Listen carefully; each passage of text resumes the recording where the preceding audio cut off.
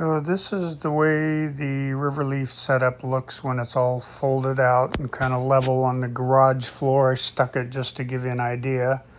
This is everything stripped out of the van interior in anticipation of building a platform to secure everything. And this is that rickety thing they put in the back that just didn't offer enough support even when it's strapped down as recommended. It just allowed too much movement of the platform.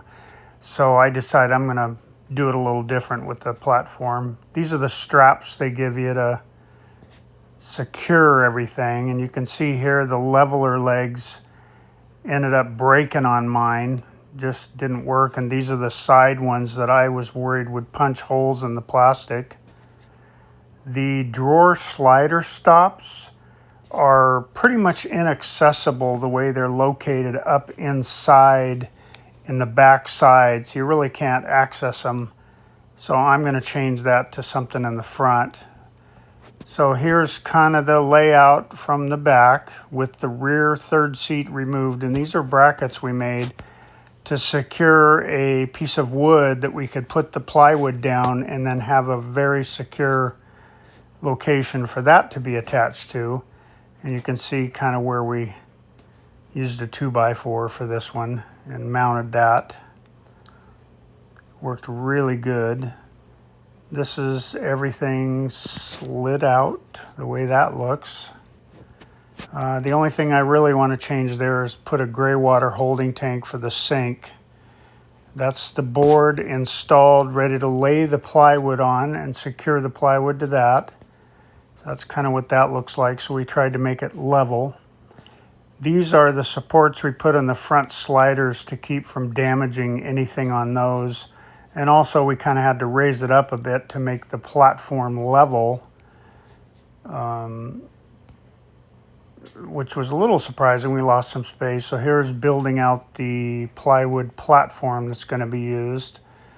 And laid that in the back and then had plenty of support, so it's a real solid surface to put the unit on and then bolt it in. So it's basically put in there and bolted down like heck. And then this is a refrigerator I put in, and then on the other side I have my Blue Eddy power supply, my coffee maker, that kind of stuff.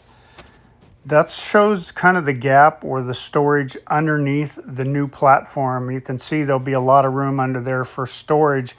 Obviously that hurts you on your headroom inside, but it was worth it to me to, again, it was worth it to have a really good solid foundation.